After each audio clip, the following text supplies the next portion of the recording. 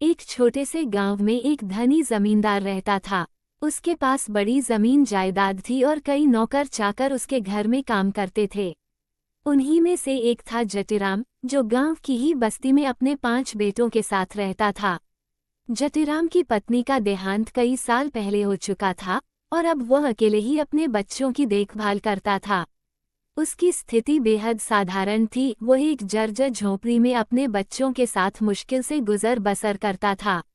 जटीराम और उसके बेटों ने जमींदार के खेतों में मेहनत मजदूरी कर अपना पेट पाला। हर शाम उन्हें मेहनत का फल मिलता, मजदूरी के रूप में चने और गुड़। वे चने भूनकर गुड़ के साथ खाते और अपना दिन निकालते। इस छोटे से परिवार के लिए यही उनका भोजन था और वे इसी में खुश रहते थे। गांव की बस्ती के लोग जटीराम से प्यार करते थे, लेकिन वे जानते थे कि उसकी जिंदगी कितनी कठिन है। जब उसके बड़े बेटे की उम्र शादी के लायक हो गई, तो बस्ती के बुजुर्गों ने उसे सलाह दी कि उसे अब अपने बेटे की शादी कर देनी चाहिए। कुछ दिन बाद जटीराम ने अपने बड़े बेटे की शादी कर दी और कुछ समय बाद उसकी बहू भी घर आ गई। उस दिन जब नई बहू अपने ससुराल के दरवाजे पर आई, तो झोंपड़ी के बाहर हल्ला गुल्ला मच गया।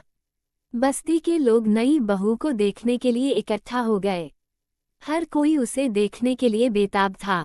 जैसे ही भीड़ छंटी और लोग अपने अपने काम पर लौटने लगे, एक बूढ़ी औरत जो वहीं पास में रहती थी, बहू से कह गई, बेटी, अगर तुम्हें किसी चीज की जरूरत हो तो संकोच मत करना। मैं पास ही रहती हूँ, मेरे घर आ जाना। जब सब लोग चले गए तो बहू ने पहली बार घूंघट उठाकर अपने ससुराल को देखा। वो नज़ारा देखकर उसका कलेजा मुंह को आ गया। एक टूटी फूटी झोंपड़ी, खूंटी पर टंगी कुछ पुरानी पोटलियां और बाहर बने 6 चूल्हे। इन चूल्हों को देखकर बहू की आंखें भर आईं। उसे समझ में नहीं आ रहा था कि वह इस जर्जर हालत में कैसे जीवन बिताएगी। उसका मन हुआ कि वह तुरंत अपने मायके भाग जाए, लेकिन उसने सोचा, वहां कौन से सुख भरे होंगे। माँ तो रही नहीं और भाई भौजाई के राज में नौकरानी बनकर ही जीना पड़ेगा। ये सोचकर वह जोर जोर से रोने लगी, लेकिन रोते रोते थककर शांत हो गई। उसके मन में एक विचार आया और उसने उसे क्रियान्वित करने का फैसला किया। वह तुरंत पड़ोस में गई और उस बूढ़ी अम्मा से बोली, अम्मा, क्या आपके पास एक झाड़ू मिलेगा? बूढ़ी अम्मा ने उसे झाड़ू, गोबर और मिट्टी दी और साथ में अपनी पोती को भी भेज दिया ताकि वह उसकी मदद कर सके।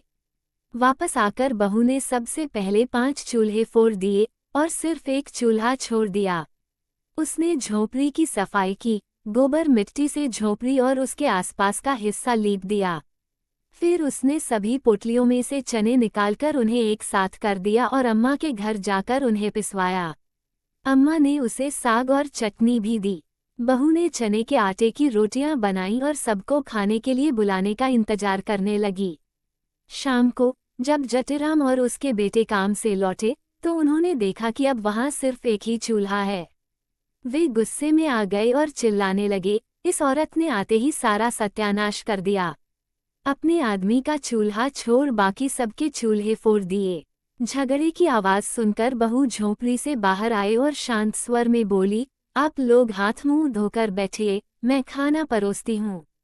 ये सुनकर सभी अचकचा गए। उन्होंने चुपचाप हाथ मुंह धोया और बैठ गए। बहू ने पत्तल पर रोटी, साग और चटनी परोसी। मुद्दत बाद उन्हें ऐसा खाना मिला था। वे आश्चर्यचकित थे कि साधारण चने और गुड़ से बने खाने में भी ऐसा स्वाद कैसे आ सकता है।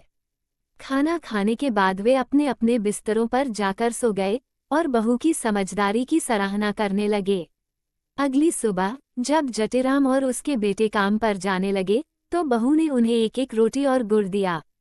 फिर चलते समय उसने जटीराम से पूछा, बाबूजी, क्या मालिक आपको सिर्फ चना और गुड़ ही देता है? जटीराम ने उत्तर दिया, नहीं, मालिक हमें अन्न भी देता है, लेकिन हम चना गुड़ ही लेते हैं क्योंकि इसे खाना आसान होता है। बहू ने समझाया, आप लोग अलग अलग प्रकार का अन्न लिया करें। इससे हमारे खाने में विविधता आएगी और पोषण भी मिलेगा। फिर उसने अपने देवरों को काम पर जाने से पहले कुछ बातें समझाईं। उसने छोटे देवर से कहा कि वह अपने काम के साथ घर के लिए भी लकड़ी लाए। इसके बाद बहू ने सभी की मजदूरी के अनाज से एक एक मुट्ठी अन्न अलग रखा और उसे बनिए की दुकान पर ले जाकर बाकी जरूरत की चीजें खरीद लीं। धीरे धीरे जटिराम की गृहस्थी अच्छी तरह से चलने लगी। एक दिन सभी भाइयों और उनके पिता ने मिलकर झोपड़ी के आगे मिट्टी की दीवार बनाई। बहू के गुण गांव में चर्चित होने लगे। उसकी समझदारी और सुघड़ता की चर्चा जमींदार तक पहुंची। एक दिन जमींदार ने खुद बस्ती का दौरा किया और जग्गू के घर आया। उसने बहू को आशीर्वाद दिया और उसकी प्रशंसा करते हुए उसे एक कीमती हार भेंट किया। बहू ने हार को माथे से लगाया और विनम्रता से कहा, मालिक, यह हार हमारे किस काम आएगा? इससे अच्छा होता कि आप हमें झोपड़ी के दाएं बाएं 4 लाठी जमीन दे देते, जिससे हम एक कोठरी बना सकते। बहू की चतुराई और विनम्रता पर जमींदार मुस्कुराया और बोला, तुम्हारी समझदारी से मैं प्रभावित हूँ। जमीन तो जटिराम को मिलेगी ही, लेकिन यह हार तुम्हारा है। इसे तुम अपने पास रखो। इस घटना के बाद जटिराम की झोपड़ी में खुशहाली का माहौल बना रहा। बहू की समझदारी और मेहनत से उनके जीवन में बदलाव आ गया।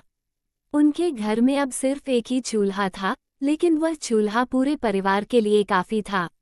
उस छोटे से झोंपड़े में अब केवल गुड़ और चने की जगह प्यार, समझदारी और एकता ने ले ली थी। और इसी तरह एक साधारण बहू ने अपनी समझदारी और मेहनत से न केवल अपने परिवार की हालत सुधारी, बल्कि पूरे गांव में अपनी एक अलग पहचान बनाई। तो दोस्तों, ये थी हमारी आज की कहानी। धन्यवाद। जय हिंद, जय भारत।